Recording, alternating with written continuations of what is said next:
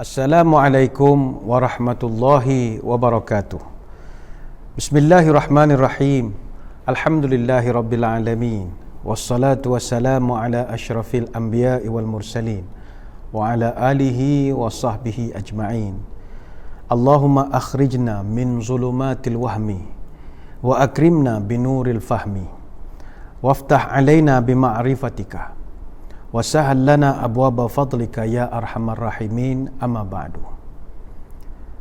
Saudara, apa khabar? Alhamdulillah, sekali lagi dapat kita dipertemukan, dan insya-Allah pada kesempatan kali ini kita akan membicarakan perkara-perkara yang ada kaitan dengan suasana semasa kita hari ini, iaitu alhamdulillah pada kesempatan 7 hari bulan Jun yang lalu, kira-kira 4 hari yang lepas, Yang Amat Berhormat Perdana Menteri telah pun mengumumkan bahawa bermula daripada 10 hari bulan Jun, iaitu semalam, hari ini kita 11 hari bulan Jun, bermula 10 hari bulan Jun iaitu semalam, Perintah Kawalan Pergerakan Bersyarat ataupun PKPB akan digantikan dengan Perintah Kawalan Pergerakan Pemulihan ataupun PKPP ataupun Recovery Movement Control Order, RMCO.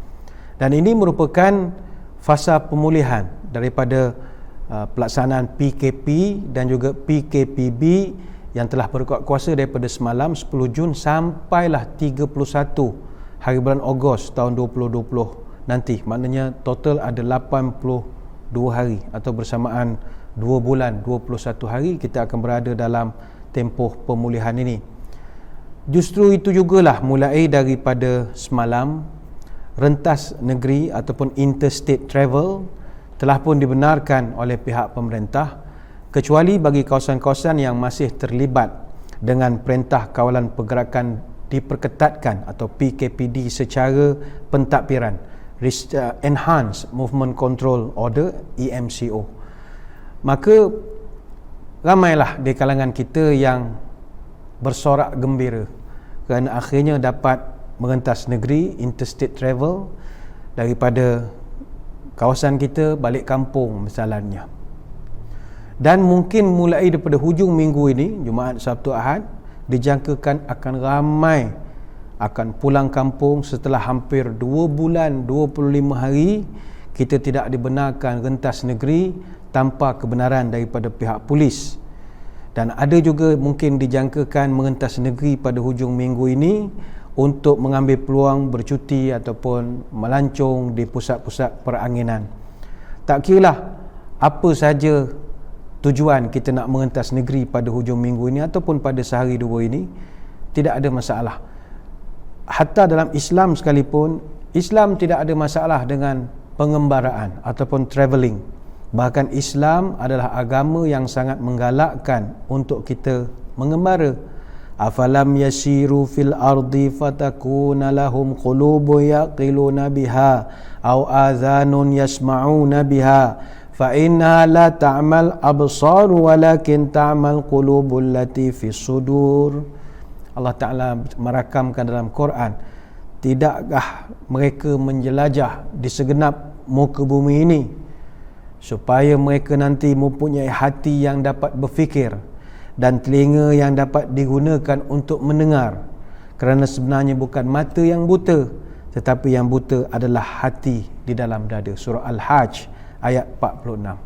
Sebab itu kita orang Islam memang disuruh untuk mengembara, berjalan, merentas antara satu tempat ke satu tempat. Sebab itu para salafus salih dulu, mereka memang sentiasa mengembara. Tetapi salafus salih dulu mengembara bukan sebab nak cari sotong celup tepung atau kerana nak makan kopok lekor di Kuala Terengganu, tidak. Tapi mereka mengembara kerana mencari ilmu. Sebab itulah sejarah mencatatkan ramai para ulama mengembara beribu-ribu kilometer. Antaranya Jabir bin Abdullah, dia telah tempuh jarak sejauh sebulan perjalanan semata-mata nak bertemu dengan Abdullah bin Unais untuk nak dapatkan sebuah hadis saja. Berkat daripada kesungguhan dia, akhirnya dia meriwayatkan 1540 buah hadis. Begitu juga Imam Baqi' bin Makhlad Al-Andalusi, dia telah mengembara daripada Sepanyol sampai ke Baghdad semata-mata untuk berjumpa dengan Imam Ahmad bin Hanbal, dan dia dapat menekuni sebanyak 300 hadis. Padahal antara Spanyol ke Baghdad bukannya dekat, 5,728 km, tapi dia sanggup tempuh perjalanan kerana nak mendapatkan ilmu. Sebab itu kata Imam Al-Ghazali rahimahullah, safir tajidawannan man tufarriqu wan sad fa innal lazizal aish bin nasabin. Bermusafirlah kamu, nescaya kamu akan temui pengganti kepada orang yang kamu tinggalkan. Wan sad, bersusah payahlah, kerana hanya orang yang pernah susah saja akan rasa seronok dengan kesenangan atau bersyukur dengan kesenangan. Sementara lagi perjalanan sebahagian besar daripada kita hujung minggu nanti adalah untuk nak balik berjumpa dengan ibu bapa, adik-beradik, saudara mara, jumpa keluarga. Dan perjalanan untuk nak balik jumpa keluarga ini ada dia punya rahmat. Ada satu hadis Nabi menyebut, zara rajulun akhahu lahu fi qaryatin lahu. Ada satu orang laki-laki, dia nak pergi ke sebuah kampung, dia nak ziarah saudaranya yang ada di kampung. Fa arsadallahu malakan ala madrahatihi. Maka disebabkan dia balik kampung niat nak jaga hubungan silaturahim, lantas Allah utuskan malaikat untuk mengawasi perjalanan dia. Kemudian Nabi cerita, malaikat ini pun bertanya, faqala aina turidu? Qal akhun li fi hadhihi qaryati. Faqal hal lahu alayka min ni'matin tarabbuha. Malaikat ini dia pun bertanya kepada lelaki ini, buat-buat bertanyalah nak pergi ke mana. Maka kata lelaki ini, saya nak balik ke kampung jumpa saudara saya. Malaikat ni agak dalam bentuk rupa manusia, dia pun bertanya lagi, hal lahu alayka min ni'matin tarabbuha. Adakah awak balik kampung sebab niat nak makan durian? Ni contohlah, sekarang ni ada buah kampung yang durian tengah baru nak menjadi ni. Dia balik, adakah awak sebab ada benda lain? Sebab dia ada durian, buah-buahan dia menjadi ke, ataupun ada nak urusan duit ke? Maka dijawab oleh laki-laki ni, la. Qal uhibbuhu fillah. Tak ada. Saya balik ni semata-mata kerana saya cinta kepada dia, saya sayang kepada dia. Qala fa inni rasulullah ilaika. Lantas malaikat ni pun terus terang, sebenarnya saya ini adalah utusan daripada Allah untuk nak mengawasi kamu. Annallaha ahabbaka kama ahbabtahu.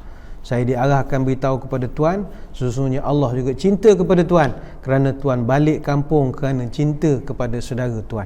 Ini hadis dalam Sahih Al-Bukhari dalam Adabul Mufrad. Dan orang yang balik kerana nak menjaga silaturahim, Nabi berjanji orang yang nak sambung silaturahim ini hidupnya Allah berkatkan. Man sarrahu an yubsata lahu fi rizqihi aw yunsa'alahu fi atharihi falyasil rahimahu. Siapa yang nak rezekinya murah dan dia nak umurnya panjang, maka sambunglah tali silaturahim. Mudah-mudahan semuanya dirahmati Allah. Ini hadis riwayat Bukhari, Muslim dan Abu Daud. Maka silakan kepada tuan-tuan, puan-puan, saudara-saudari yang nak balik ke kampung, silakan.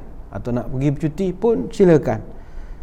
Jangan pula kita selaku orang luar yang tak ada nak balik ke mana-mana, mak bapak pun duduk dekat saja, kita tak faham. Jadi kita pun doakan yang tak baik saja kepada orang. Tak boleh begitu. Ramai di kalangan kita yang doakan yang tak baik. Ada hak cynical. Nanti dengar orang ramai nak ke Langkawi, dia kata esok ni ada pula kluster Langkawi. Janganlah begitu. Doakan yang baik-baik saja. Ni ramai orang nak pergi ke Cameron Highland. Ni kluster Cameron Highland, kluster strawberry katanya. Ni orang nak balik kampung, kluster kampung. Janganlah begitu. Kita doakan yang baik-baik. Risiko itu ada, tetapi doakan yang baik-baik. Apa yang penting kepada tuan-tuan yang akan melakukan perjalanan, jagalah keselamatan. Keselamatan ni mustahak. Memang kita pening, SOP banyak, nak berjalan ni ada SOP-nya. Tapi bak kata orang-orang yang jaga dunia keselamatan ni, if you think safety is expensive, try an accident. Kalau kita nak tahu keselamatan ni tara mana dia punya harganya, cubalah accident sekali. Barulah kita tahu bahawa keselamatan ini sangat mustahak. Bagi kita yang memandu, dalam kenderaan ada anak-anak di belakang, ada isteri, bawalah elok-elok, menjaga keselamatan. Maklumlah dah hampir 3 bulan tak driving yang long distance, mungkin setakat setengah jam, 45 minit perjalanan. Kali ni sampai 3 jam. Mungkin ada yang dah sedikit hilang momentum pemanduannya itu. Jagalah keselamatan. Allah Ta'ala sampai menyebut dalam Quran, wa man ahyaha faka'annama ahyan nasa jami'a. Siapa yang memelihara hidup seorang manusia, seolah-olah dia memelihara kehidupan seluruh manusia. Surah Al-Ma'idah ayat yang ke-32. Kita usaha nak jaga keselamatan rombongan kita, sama seolah-olah kita jaga keselamatan seluruh manusia di muka bumi ini. Allah Ta'ala sebut, jaga keselamatan elok-elok. Dan ingat, kesalahan yang menyebabkan kehilangan nyawa itu adalah antara kes yang akan diadili terlebih dahulu. Dalam satu hadis Nabi pernah sebut, awwalu ma yuqda bainan nasi fid dima'i. Pertama sekali yang akan dituntut pada hari kiamat adalah masalah pertumpahan darah. Hadis Bukhari, Nasai, Ibnu Majah dan Ahmad. Maknanya kalau kita driving, bawa kereta, tak senonoh, patutnya letih, kita berehat, kita teruskan juga. Sekali masuk lane orang, langgar habis orang, orang pula meninggal gara-gara kealpaan, kelalaian kita, ya, kita akan dihukum di dunia, tapi di akhirat pun kita akan disambung lagi hukuman. Ditanya oleh Tuhan, kenapa begini sampai orang ni begini. Jadi jagalah keselamatan. Hadirin hadirat yang dirahmati Allah sekalian, kita agak rasa khawatir sebagaimana yang disebutkan oleh Ketua Pengarah Kesihatan dalam sidang akhbarnya hari semalam. Dia pun ada menyuarakan sedikit kebimbangan apabila pintu sepadan negeri telah dibuka. Dia tak risau sangat masalah COVID-19. Dia risau berlaku pula masalah yang kita sentiasa hadapi sebelum ini, iaitu masalah kemalangan jalan raya. Sudah pasti berlaku peningkatan jumlah kes kemalangan. Baru-baru ini Jabatan Siasatan dan Pengawasan Trafik Bukit Aman, PDRM, dia telah kemaskini data sampai 9 hari bulan Jun. Dia buat data start daripada siri PKP 1, PKP 2, 3, 4 sampailah PKP yang ke-6. PKP 6 diambil daripada 13 hari bulan 5 tahun 2020 sampailah 9 hari bulan 6 tahun 2020, ada 29 hari, dan dia mendapati kemalangan saja ada 25,251 kemalangan yang mengakibatkan 231 kematian. Maka ini yang kita runsingkan, isu kemalangan jalan raya. Dan ini bukan perkara kecil. Kita sibuk pakai topeng, litup muka, basuh tangan, mati langgar ngelori, tak seronok mendengarnya. Kita beria tak nak mati dengan COVID, mati pula langgar lori, langgar tiang lampu, macam-macam. Hati-hati. Menurut sumber daripada WHO, Pertubuhan Kesihatan Sedunia, secara perbandingan, negara kita berada di tempat ke-47 statistik kemalangan tinggi berbanding daripada 174 buah negara. Dan tiap-tiap hari purata ada 18 orang meninggal di atas jalan raya di Malaysia. Purata tiap-tiap hari. Setiap 1 jam 20 minit akan ada seorang mati kemalangan maut. Dan tiap hari purata average 11 orang yang menunggang motosikal atau pembonceng mati di jalan raya. Tiap-tiap hari average 11 orang. Dan Persatuan Anak Yatim ataupun Peyatim Malaysia menganggarkan hampir 300,000 orang anak-anak akan menjadi anak yatim kerana kemalangan jalan raya. Agak tinggi. Yalah, kita tak boleh, China tinggi. China kematian setahun 120,000 orang setahun. Kalau di India 98,000 orang setahun. Tapi dalam hal ini kita tidak mahu bersaing. Kita nak jadi contoh terbaik sebuah negara yang ramai orang Islamnya, maka pasti kena ada disiplin.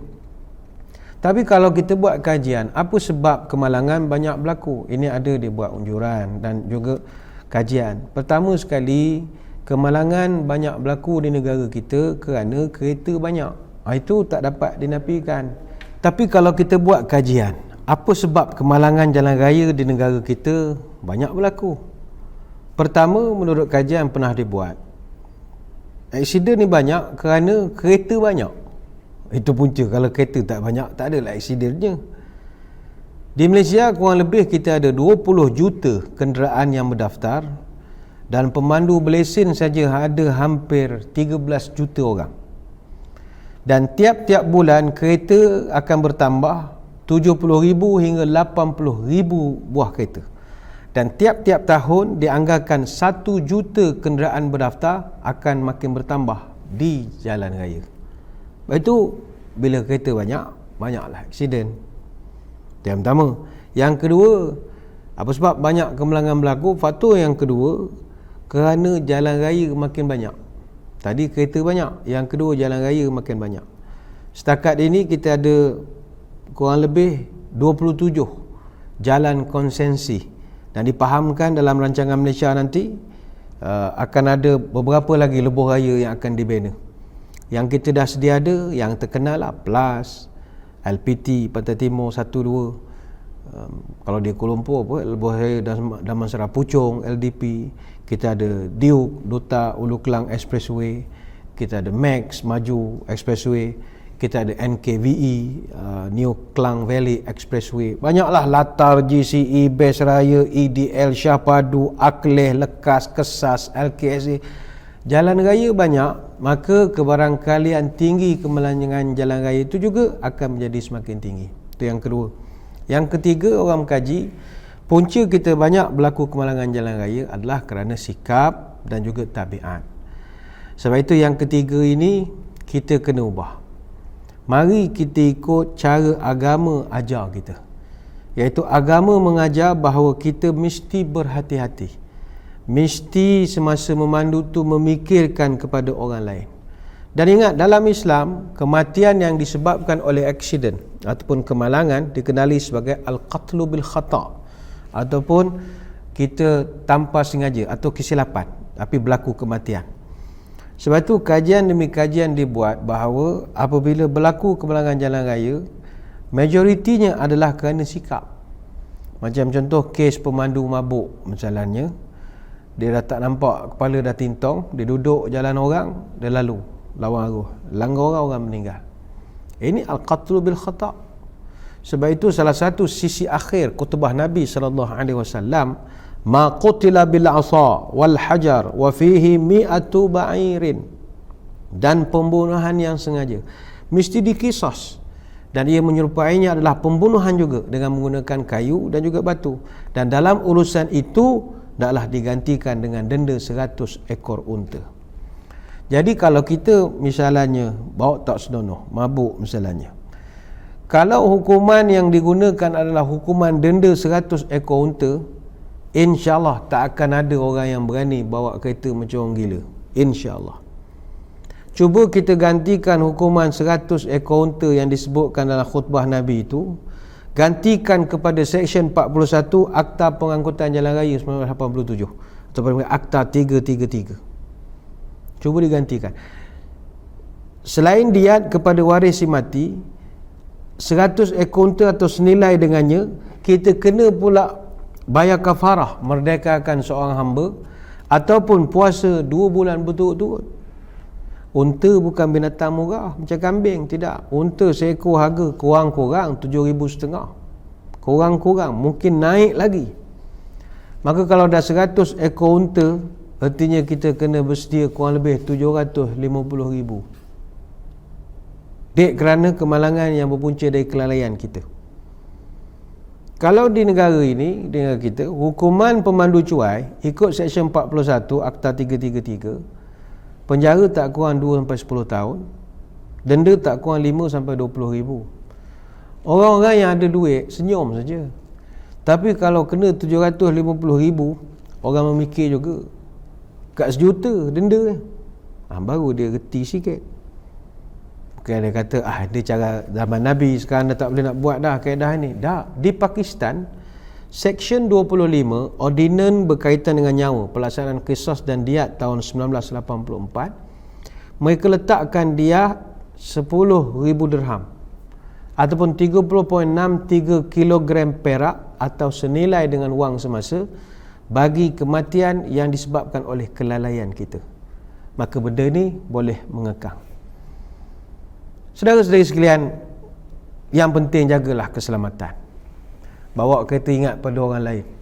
Ingat pada orang tersayang yang ada di belakang kita. Ingat orang tersayang sedang menanti kita. Dan ingatlah orang yang kita akan berlanggar tu, dia ada keluarga juga. Jadi dengan kita berhati-hati begitu, insya-Allah selamat perjalanan. Cuma pada kesempatan kali ini kita akan berkongsi Islam sebagai agama yang mengajar way of life, cara hidup. Maka Islam juga ada memberi beberapa bimbingan. Kalau you nak travel, ada the do's and the don't, ada adab-adabnya. Apakah ada adabnya? Mudah-mudahan dengan kita mengikut adab-adab ini, perjalanan kita bukan sekadar selamat, tetapi kita juga dapat keberkatan sepanjang perjalanan. Apa adabnya? Pertama, adab terbaik untuk kita, yang pertama, adab untuk travel atau bermusafir. Nombor satu, berusahalah untuk bertolak pada hari Khamis. Hari Khamis. Perjalanan dimulakan pada hari Khamis. Ada satu hadis disebutkan, anna Nabi sallallahu alaihi wasallam kharaja fi ghazwati Tabuk yaumal Khamis wa kana yuhibbu an yakhruja yaumal Khamis. Hadis Bukhari Muslim. Kata sahabat, Nabi bergerak menuju ke peperangan Tabuk pada hari Khamis, dan Nabi kami dapati memang suka memulakan perjalanannya pada hari Khamis. Hadis riwayat Bukhari dan Muslim. Apa sebab Khamis adalah hari yang Nabi suka? Sebab Khamis hari amalan dibentangkan. Dalam hadis riwayat Tirmizi, tu'radul a'malu yaumal itsnin wal khamis. 2 hari kata Nabi yang hari dibentangkan, dihantarkan laporan kita punya amalan. Sama macam kita tengok petang-petang ada laporan daripada Ketua Pengarah Kesihatan, tengah hari ada pembentangan laporan daripada Menteri Kanan Pertahanan. Jadi kita hari-hari PKPP ni, kalau amalan kita pula tiap-tiap minggu, hari Senin, hari Khamis, hari dibentangkan finding kita. Jadi hari Khamis, hari amalan dibentangkan, kata hadis Nabi dalam riwayat Tirmizi. Dan juga hari Khamis ini banyak hajat-hajat ditunaikan berdasarkan kisah-kisah yang berlaku kepada para anbiya terdahulu. Sebagai contoh, kisah Nabi Ibrahim bertemu dengan Raja Mesir, itu dikatakan berlaku pada hari Khamis. Itu juga kisah adik-beradik Nabi Yusuf berjumpa kembali dengan Nabi Yusuf di Mesir setelah mereka mencampakkan dia dalam telaga dan macam-macam selama bertahun-tahun tak bertemu, dan mereka bertemu balik setelah bertahun-tahun pada hari Khamis. Begitu juga adik pada Nabi Yusuf, adik seibu sebapa, iaitu Bunyamin, datang ke Mesir berjumpa dengan Nabi Yusuf juga pada hari Khamis. Disebutkan juga Nabi Yaqub AS datang ke Mesir untuk kembali bertemu dengan anak yang berpisah bertahun-tahun, iaitu Nabi Yusuf, juga pada hari Khamis. Dikisahkan juga Nabi Musa AS masuk ke Mesir untuk berdialog dengan Firaun juga pada hari Khamis. Dan Nabi SAW sendiri masuk Mekah selepas perjanjian Hudaibiyah juga pada hari Khamis. Jadi pilihlah hari Khamis. Minggu ni tak apalah, nak tolak hari Jumaat ke Sabtu tak apa, next time, next week ke bila-bila, kalau nak rancang perjalanan tolak hari Khamis. Tanya kenapa Khamis? Dah Jumaat kena ambil cuti. Saja ambil berkat. Kata ambil berkat saja. Itu yang pertama. Yang kedua, adab bermusafir dalam agama kita mengajarkan, kalau bertolak biarlah pagi-pagi. Ramai kalangan kita bertolak tengah malam. Tanya kenapa tengah malam? Kereta tak banyak katanya. Kalau ada 100,000 orang berfikir sebegitu, ada 100,000 juga kereta atas jalan. Jadi lebih elak bertolak pagi-pagi. Pagi-pagi ni tak ramai orang boleh bertolak pagi, sebab orang kita jenis kelawar semua bangun pukul 10 semua. Jadi payah. Tolak pagi insya-Allah. Elok dah sembahyang subuh, tolak daripada rumah. Tolak pagi-pagi ni ada keberkatan. Pertama, Nabi SAW mendoakan kita pada setiap pagi kita, Allahumma barik li ummati fi bukuriha. Ya Allah, berkatkan kehidupan umatku pada waktu paginya. Tiap-tiap pagi kita dapat keberkatan. Maka rugilah orang yang kerjanya membuta, tak bangun-bangun, pukul 10, pukul 11 baru bangun, dia tak dapat portion doa ini. Tapi bagi orang yang bangun pagi-pagi, dia akan dapat keberkatan daripada doa Nabi SAW. Apa tujuannya Nabi menggalakkan kita bertolak pada waktu pagi? Kata para ulama, tujuannya adalah supaya kita tidak mengganggu keluarga yang akan kita ziarahi itu nanti dengan tiba rumahnya pada waktu yang menyusahkan dia, atau dalam bahasa mudah sampai tengah malam. Misalnya kita lepas office hari esok Jumaat misalnya, kita bayangkan lepas office lah kita bertolak nak balik daripada KL ni, balik ke Kota Baru tu, balik ke Kelantan. Kita pun tolak lepas office 5.30. Punyalah ramai manusia, berbelah-belah jam baru sampai. Contohlah, sampai pukul 2 pagi, nyaknya orang tua kita nak buka pintu lagi dengan sakit lutut lagi, nak jadi nyusahkan orang. Jadi Nabi mengajar umat dia, hidup jangan nyusahkan orang. Tapi kalau bertolak pagi, insya-Allah sampainya tak terlalu lama. Pak Nabi pesan, iza atala ahadukumul ghaibata fala yatruqana ahlahu lailan. Kalau kamu lama berpisah dengan keluarga, janganlah kamu balik dalam keadaan ketuk pintu mereka pada waktu malam. Terkejut nanti rumah tu sampai tengah malam. Ingatkan kuasa kesihatan datang buat operasi tak ikut penjarakan sosial. Rupanya anak saudara balik lah, pak saudara balik, abang ipar balik. Jadi jangan balik sampai terlampau lewat. Dan Nabi SAW sendiri, dia sangat suka sampai ke mana-mana destinasi waktu pagi. Oh, itu favorite dia. Kata sahabat, kana Rasulullah SAW la yatruku ahlahu laila wa kana ya'tihim ghudwatan aw ashiyatan. Hadis Bukhari Muslim. Kata sahabat, Nabi perangainya kami perasan dia tak akan ketuk pintu rumah orang waktu malam. Dia sampai di mana-mana dia tak ketuk. Dan Nabi biasanya dia suka sampai rumah orang, sampai ke destinasi. Kalau dia outstation, dia suka sampai pagi ataupun petang. Dia tak suka sampai malam, mengganggu orang, dia tak suka. Lagipun kita bertolak malam ini, ada satu hadis Nabi SAW pernah berpesan, bertolak malam ni ada risiko dia, ada permainan dia. Sebab malam ni banyak musuh. Nabi sebut, lau anna nasa ya'lamuna minal wahdati ma'a'lamu ma sara raqibun bilailin wahdahu. Ini bukan nak menakutkan, tidak. Nabi pesan, kalaulah orang ni boleh nampak apa yang aku nampak, nescaya tidak akan ada seorang pun berani berjalan seorang pada waktu malam. Hadis riwayat Imam Bukhari.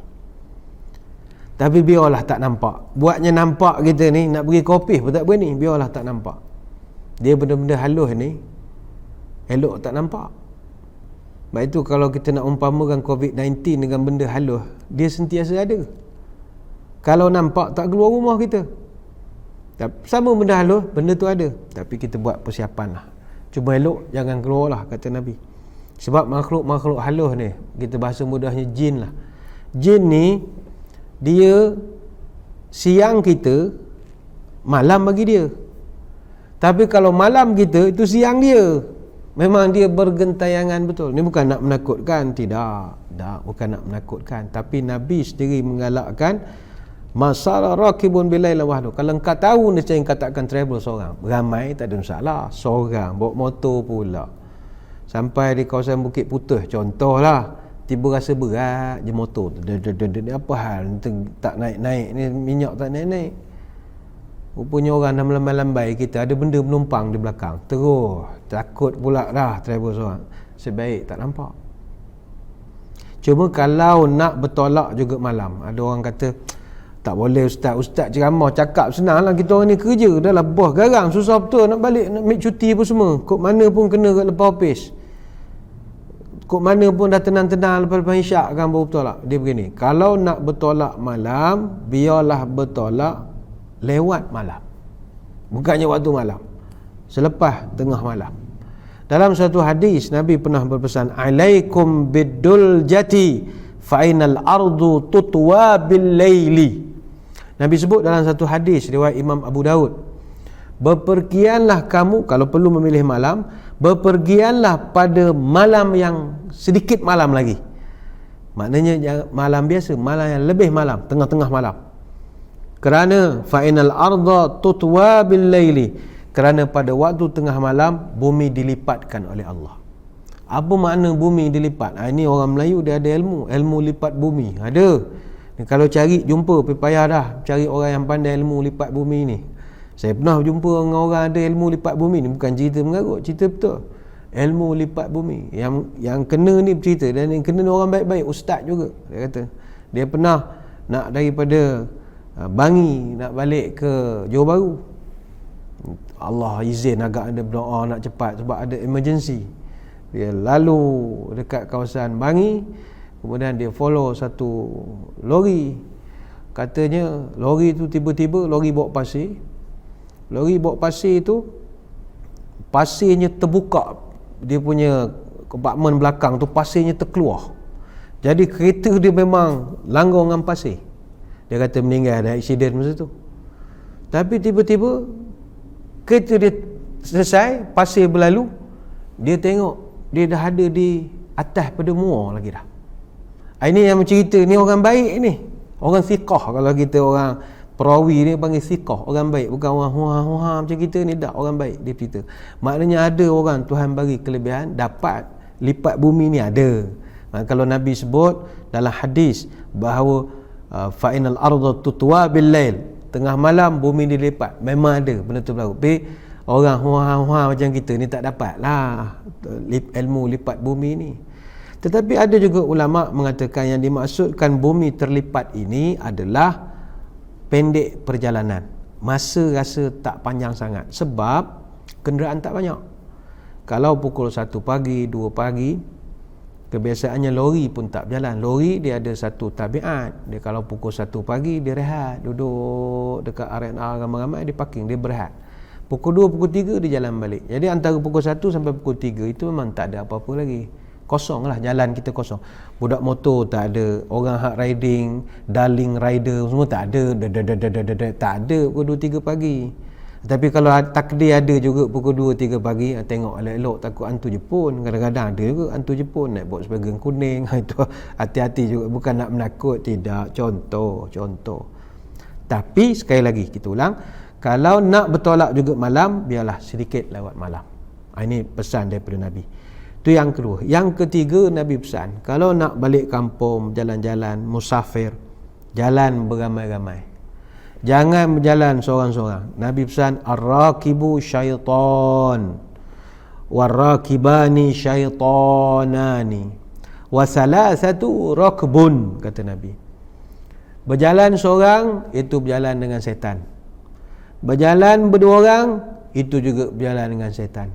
Berjalan 3 orang, rakbun. Itulah rombongan sebenar, kata Nabi. Hadis riwayat Imam Bukhari, Tirmizi dan juga An-Nasa'i.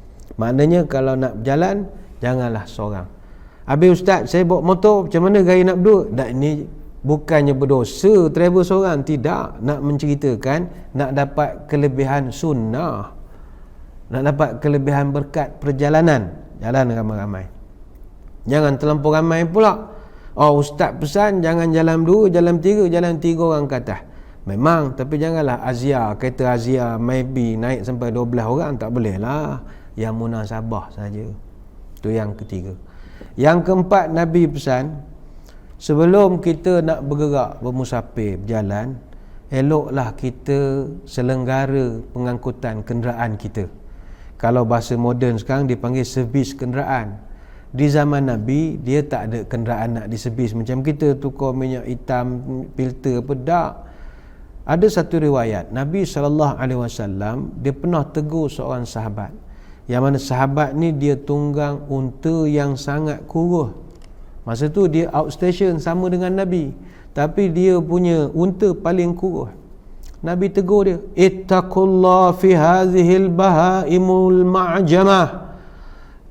Takutlah kamu kepada Allah terhadap haiwan yang tak mampu berkata-kata ini, kata Nabi. Farkabuha salihatan wa kuluha salihatan. Tungganglah haiwan ini baik-baik, berilah dia makan yang terbaik. Hadis riwayat Abu Daud. Sebab itu kereta kita jangan tahu tuang minyak saja, kena cek minyak hitamnya, airnya, yang asas-asas sajalah. Tayarnya, tayar spare ada angin ataupun tidak, cek semua, supaya kalau berlaku apa-apa masalah di tengah jalan, tidaklah kita ni huru-hara nak membaiki kereta adalah tak pandai. Ada orang tayar spare pun tak tahu duduk di mana, habis dia keluarkan barang daripada bonet, Rupanya tayar duduk di bawah saja. La ilaha, punya tak pernah tahu di mana tayar spare. Bila dah dibawa keluar tayar, tak berangin pula. Ada yang berjalan tak bawa tayar spare pun ada. Ni kita tak cerita berdosa ni, tak. Nabi marah orang yang tak bersiap. Buat persiapan. Yang ada rezeki lebih, pergilah survey, cek betul-betul, buat tuning balik. Sebab kita ni bawa nyawa anak-anak waris kita, isteri kita nak bawa. Biar buat persiapan yang terbaik. Sebab kenderaan sama juga unta yang Nabi ceritakan tadi. Kalau mu tak beri dia makan yang baik-baik, tak menunggang dia cara baik, maka rosaklah dia. Sama juga kereta, tak pernah servis, bawa pula macam orang mabuk, orang gila, tekan minyak berdaun, bunyi enjin gear 2, gear 3, rosaklah dia. Cuba bawa dengan kasih sayang, I love you, sambil pegang steering tu, I love you wahai keretaku, kasih sayang, servis elok-elok, insya-Allah boleh jangka masa lama kita pakai. Kalau tak dijaga, akan rosak. Bila rosak akan susah ramai pihak. Cuma pesanan, takdirlah kita dah baiki, servis semua bagus, tip top, tak ada masalah. Tiba-tiba dalam perjalanan rosak juga kereta misalnya.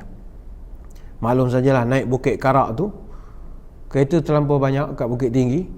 Kereta kita pula duk main tukar gear 1, gear 2, gear 2, gear 3, 1, 2. Lama-lama clutch habis, rosak, duduk di tepi. Apa agama mengajar kalau kereta rosak? Kata Nabi, as-safaru qit'atun minal azab. Nabi ajar bersabar. Sebab as-safaru qit'atun minal azab. Apa juga perjalanan yang kita lakukan, balik kampung ke, pergi Kuala Lumpur, ada kerja ke, mesyuarat di Putrajaya ke, apa saja perjalanan, qit'atun minal azab, itu adalah sebahagian daripada azab sebenarnya. Jadi sabar sajalah. Orang yang bersabar dengan azab, Allah gantikan dengan kesenangan. Hadis riwayat Bukhari dan Muslim.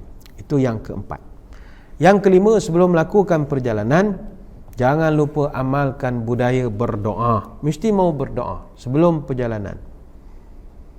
Ada satu hadis daripada Ibnu Umar radhiyallahu anhuma, anna Rasulullah sallallahu alaihi wasallam idza stawa ala ba'irihi kharijan ila safar kabbara thalathan thumma qala subhanallazi sakhkhara lana hadza wa ma kunna. Habis hadis riwayat Imam Muslim. Kata Ibnu Umar, kami tengok Nabi sallallahu alaihi wasallam apabila dia naik saja di atas untanya untuk outstation, bermusafir ataupun keluar, dia akan bertakbir 3 kali, Allahu Akbar, Allahu Akbar, Allahu Akbar, thumma qal, kemudian dia berdoa, subhanallazi sakhkhara lana hadza wa ma kunna. Dia baca doa. Hadis riwayat Imam Muslim. Jadi nanti nak bergerak jangan lupa baca doa. Oh kawan tak apa ustaz, subhanallazi sakhkhara lana, tak apa bang, tak apa, suruh anak baca. Biasa budak apa, bapak tak dan apa, bapak apa lagu banyak, suruh anak dia di sekolah tu dia hafal subhanallazi sakhkhara lana. Jadi sebelum mula perjalanan, doa dulu. Salah sibuk dengan pasal radio, dengar lagu, balik kampung, sabar dulu, doa dulu, subhanallazi sakhkhara hadza. Kalau ikut satu amalan, pernah sahabat tengok Sayyidina Ali radhiyallahu anhu. Kata sahabat, kami pernah tengok Sayyidina Ali naik kuda. Ketika dia naik kuda, falamma wada'a rijlahu fir rikab qala bismillah. Sayyidina Ali bila dia pegang saja kuda, dia baca bismillah. Falamma stawa ala zahriha, bila dia duduk di atas seat kuda itu, kursi kuda itu, qala alhamdulillahilladzi sakhkhara lana hadza wa ma kunna lahu, sampai habis doa. Dia duduk saja, dia baca doa perjalanan. Thumma qala alhamdulillah salasa marrat, dia baca alhamdulillah 3 kali. Thumma qala Allahu Akbar salasa marrat, dia bertakbir pula 3 kali. Thumma qala subhanaka inni zalamtu nafsi faghfirli fa innahu la yaghfir dhunuba illa anta, dia beristighfar pula kepada Allah. Thumma dhahika, kemudian dia ketawa, ha ha ha ha ha. Sahabat pun heran, Ali, apa benda engkau ni? Tadi elok dah berdoa bagai takbir, tasbih itu hingga Masya Allah, Masya Allah. Ujung-ujung kau ketawa, ha ha ha ha. What story? Apa cerita? Kata Sayyidina Ali, engkau punya soalan sama macam aku punya soalan ketika aku tengok Nabi naik kenderaan dia. Kata sahabat, apa cerita? Aku pernah tengok Nabi naik kenderaan. Dia pegang dia punya unta, dia baca bismillahirrahmanirrahim. Dia duduk atas dia punya unta, dia akan baca alhamdulillahillazi sakhkhara lana hadza wa ma kunna sampai habis. Kemudian sebelum dia berjalan dia baca pula alhamdulillah, alhamdulillah, alhamdulillah 3 kali. Kemudian dia baca pula Allahu akbar, Allahu akbar, Allahu akbar 3 kali. Kemudian dia beristighfar, subhanaka inni zalamtu nafsi faghfirli fa innahu la yaghfir dzunuba illa anta. Dia istighfar. Kemudian kata Ali, aku nampak Nabi ketawa. Ha ha ha ha. Aku pun tanya, ya Rasulullah, apa hal ketawa? Maka Nabi jawab, aku telah diberitahu oleh malaikat, siapa-siapa yang buat amalan yang aku buatkan tadi, maknanya pegang kenderaan, baca bismillah, naik, baca doa, kemudian baca alhamdulillah, baca Allahu akbar, istighfar, Allah janji akan ampunkan dosa orang itu. Jadi aku ketawa sebab aku gembira dengan ganjaran yang begitu tinggi daripada Allah. Tuan-tuan, Sayyidina Ali patutnya dia tak payahlah tiru sampai bab ketawa tu, tapi kerana cinta sunnah, bab ketawa pun ditiru juga.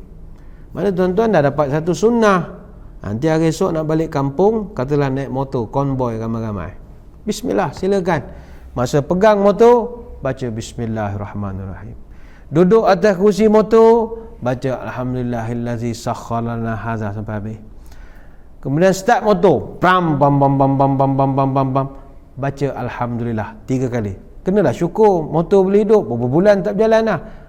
Pram bam bam bam bam bam, alhamdulillah, alhamdulillah, alhamdulillah. Kemudian masuk gear, kelekak, Allahu akbar, Allahu akbar, Allahu akbar. Sebelum lepas clutch, istighfar, astaghfirullahalazim, astaghfirullahalazim, astaghfirullahalazim. Sebelum berjalan, ketawa sikit, ha ha ha ha. Nanti kawan-kawan konvoi tanya, engkau ni apa? Gila kamu? Elok tadi baca doa bagai-bagai ujung ketawa. Tuan-tuan jawablah, ente punya soalan sama dengan Sayyidina Ali punya soalan, sama seolah begitulah.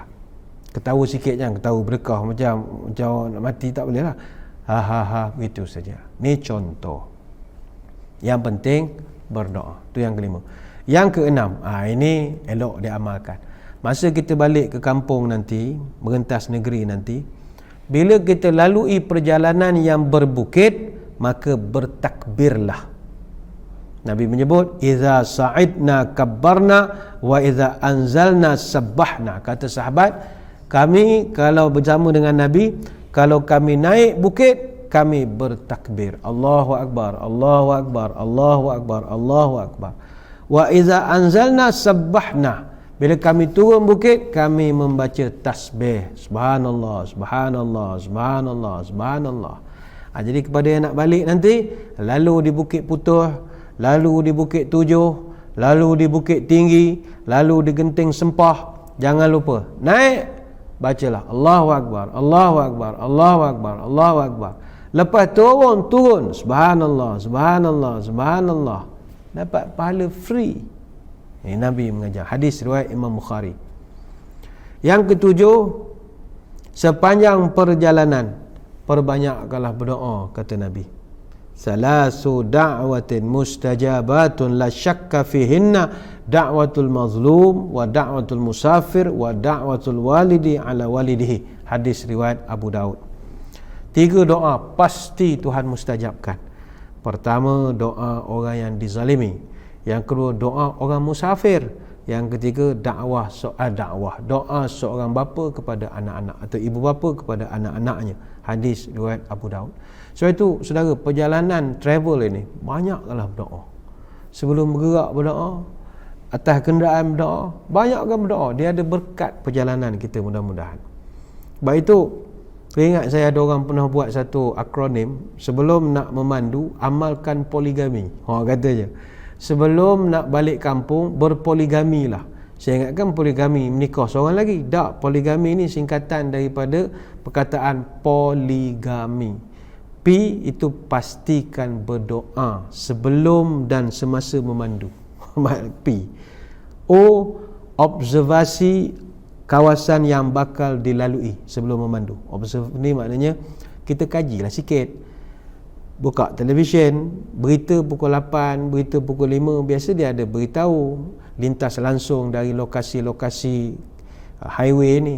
Wartawan pun beritahu kita sekarang berada di tol sekian-sekian, tol Gombak, nampak di belakang saya kereta berjujuk-jujuk susuk. Jadi kita observasi.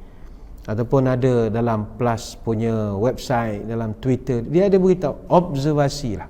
Sekarang ni kan zaman hujung jari semua.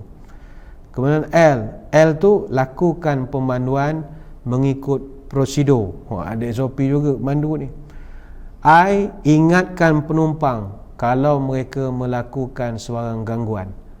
Contoh kita mandu, anak di belakang sibuk nak menukar CD, kejap cerita kartun ni, kejap kartun ni.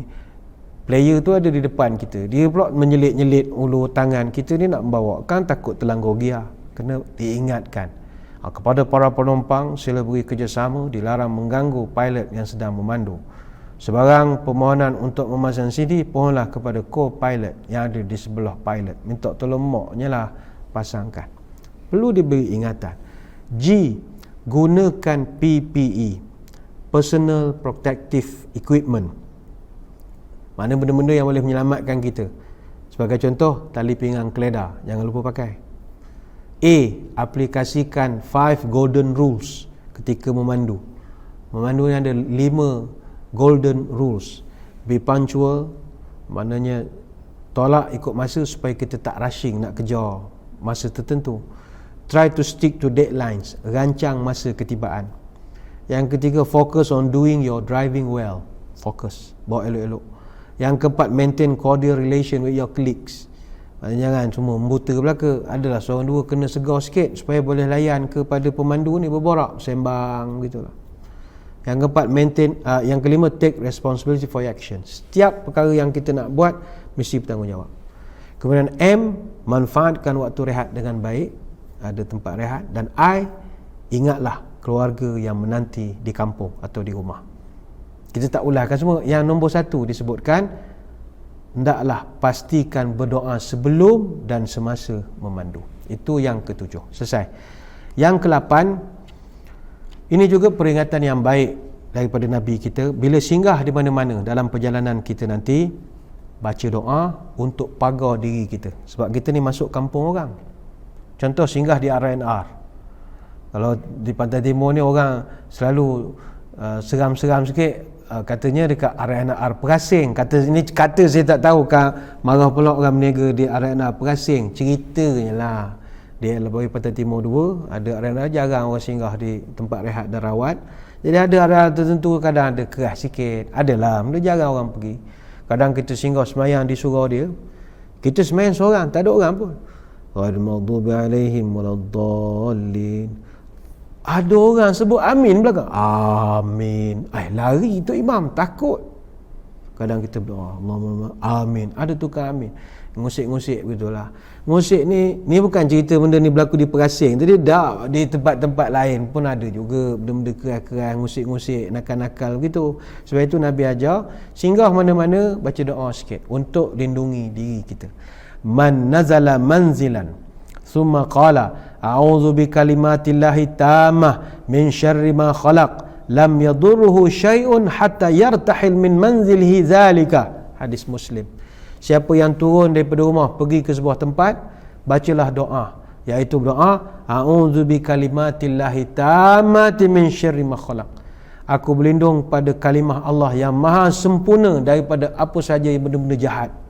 Maka siapa yang baca doa itu, dia tak akan diganggu oleh apapun sehinggalah dia selesai pergi daripada tempat itu. Kita ada anak kecil-kecil kadang-kadang ya. Budak-budak kecil ni banyak benda yang mengusik kadang ya. Kita singgah tempat-tempat tepi-tepi, mana kedai tah mana kita pun tak tahu. Sebelum kita nak berjalan itu, kita sampai, kita baca doa supaya selamat kita punya ketika kita duduk di situ. Bacakan doa. Kalau tak dapat baca doa yang disebutkan oleh Nabi, bacalah apa saja doa mohon perlindungan kepada keluarga kita. Begitulah sedikit sebanyak sidang penonton, hadirin hadirat yang dirahmati Allah sekalian, yang mustahak kalau kita perasan daripada adab bermusafir, cara-cara perjalanan yang diajarkan oleh Nabi SAW ini, tunjangnya adalah doa. Jangan berhenti berdoa. Berdoalah lagi dan lagi dan lagi dan lagi dan lagi dan lagi dan lagi sampai kita tidak ada lagi. Kita mendoakan seluruh muslimin muslimat yang akan melakukan perjalanan pada hujung minggu ini dan juga perjalanan pada masa-masa mendatang. Moga anda semua selamat tiba ke destinasi in one piece, maknanya sempurna seadanya pergi dan juga balik. Ingatlah kepada orang-orang yang tersayang. Moga-moga perjalanan ini bukan perjalanan terakhir kita, mudah-mudahan ya. Sebelum kita berpisah, mari kita menadahkan tangan berdoa. Moga pertemuan ini diberkati oleh Ilahi. A'udzubillahi minasyaitonirrajim. Bismillahirrahmanirrahim. Allahumma shalli wa sallim ala sayyidina Muhammad salatan tukhrijuna biha min zulumatil wahmi. Allahumma tawil umurana wa sahih ajsadana wa nawwir qulubana wa thabbit imanana wa ahsin a'malana wa wasi' arzaqana wa ilal khairi qaribna wa anni syari ab'idna wa qdi hawaijana fid dini wa dunya wal akhirah innaka ala kulli syai'in qadir. Ya Allah, panjangkanlah umur kami, sihatkanlah tubuh badan kami, terangkanlah hati kami, tetapkanlah iman kami, elokkanlah amalan kami, luaskanlah rezeki kami, dekatkanlah kami dengan kebaikan, jauhkanlah kami dari kejahatan. Kabulkanlah segala doa kami sama ada dalam urusan agama, dunia ataupun akhirat. Wa sallallahu ala sayyidina Muhammadin wa ala alihi wa sahbihi barakallahu. Walhamdulillahi rabbil alamin. Sekadar itu, terima kasih atas perhatian. Mohon maaf sebarang kekurangan. Moga bertemu pada lain-lain kesempatan. Ingat, kawalan kendiri, disiplin diri. Wabillahi taufiq wal hidayah. Wassalamualaikum warahmatullahi wabarakatuh. Wallahu a'lam.